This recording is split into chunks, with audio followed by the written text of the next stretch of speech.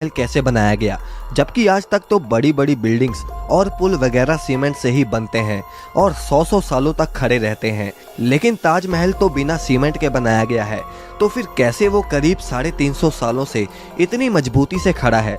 फिर चाहे कितना ही बड़ा भूचाल आ जाए, चाहे कोई भी नेचुरल डिजास्टर हो जाए, ताजमहल वहीं का वहीं खड़ा है। आखिर कैसे? और क्या आपको पता है कि उस समय ताजमहल कितने रुपयों में बनाया गया होगा? क्यों ताजमहल को यमुना नदी के किनारे बनाया गया? और साथ ही में आप ये भी जानोगे कि क्यों ताजमहल में आज तक लाइट्स नहीं लगाई गई। बस आप वीडियो के लास्ट तक हमारे साथ बने रहिए और नए यूजर इस चैनल को सब्सक्राइब जरूर कर लेना।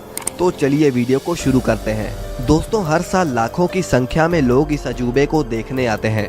आपको इसकी हिस्ट्री का तो पता ही होगा कि कैसे शाहजहां ने अपनी बेगम मुमताज के लिए इतना बड़ा मोनूमेंट खड़ा कर डाला।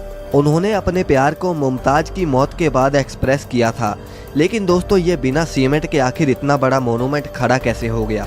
जबकि सीमेंट का आविष्कार 1824 में एस्पदिन नाम के एक इंटेलिजेंट इंसान ने किया था, जो कि इंग्लैंड में रहते थे, और इन्होंने ही दुनिया का सबसे पहला सीमेंट का कंपनी बनाया, जिसका नाम था पोर्टलैंड सीमेंट। और ताजमहल का कंस्ट्रक्शन 1631 में शुरू हुआ और 1648 में जाकर ख़त्म हुआ।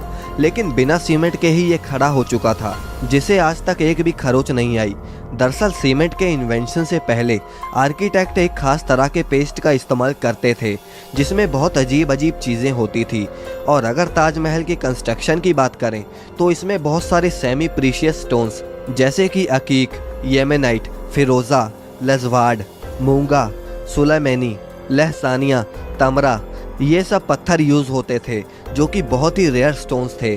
और ये उस समय Russia, Rajasthan, Uzbekistan, Iran, Israel, इन सब तरह के दुनिया भर के अलग अलग देशों से तिलाई, पाईजहार, अजूबा, नखोड़, जो कि इतने रेयर हैं कि पता नहीं शाहजहां ने इन्हें कैसे अरेंज किया होगा। लेकिन जो भी उन्होंने किया वो तो एक काबिलियत तारीफ है।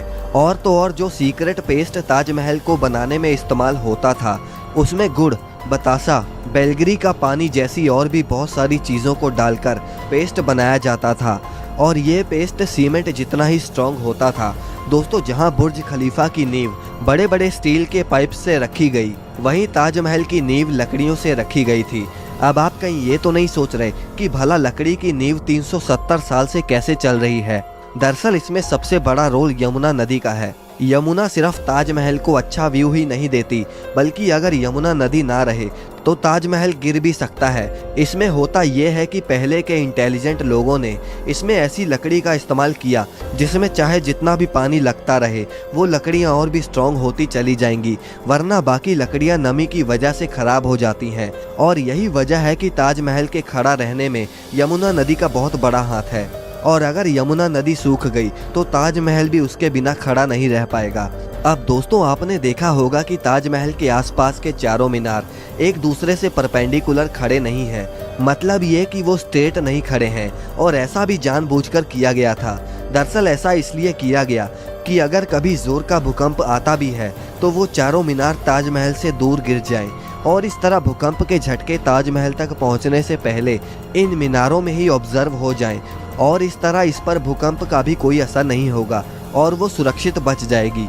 अब दोस्तों, बात करते हैं कि ताजमहल को आखिर उस समय बनाने में कितना खर्चा आया होगा।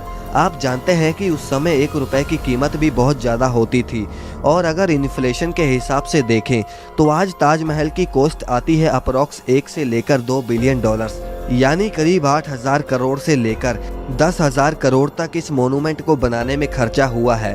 अब दोस्तों, ताजमहल में लाइट क्यों नहीं लगाई गई, क्या आप जानते हैं? दरअसल ताजमहल का सफ़ेद रंग लाइट को सबसे ज़्यादा रिफ्लेक्ट करता है, और इसीलिए अगर रात के समय ताजमहल पर लाइट्स लगा दी गई तो ताजमहल के पत्थर लाइट को रिफ्लेक्ट करेंगे, और साथ ही में ताजमहल भी काफ़ी ज़्यादा चमकेगा, जिससे आसपास के कीड़े मकोड़े उस पर आके चिपकेंगे और ताजमहल के पत्थर को भी नुकसान पहुंचाएंगे। और यही वजह है कि आज तक ताजमहल पर लाइट्स नहीं लगी। दोस्तों, वीडियो अगर पसंद आए तो इसे लाइक करके चैनल को सब्सक्राइब करना ना भूलें।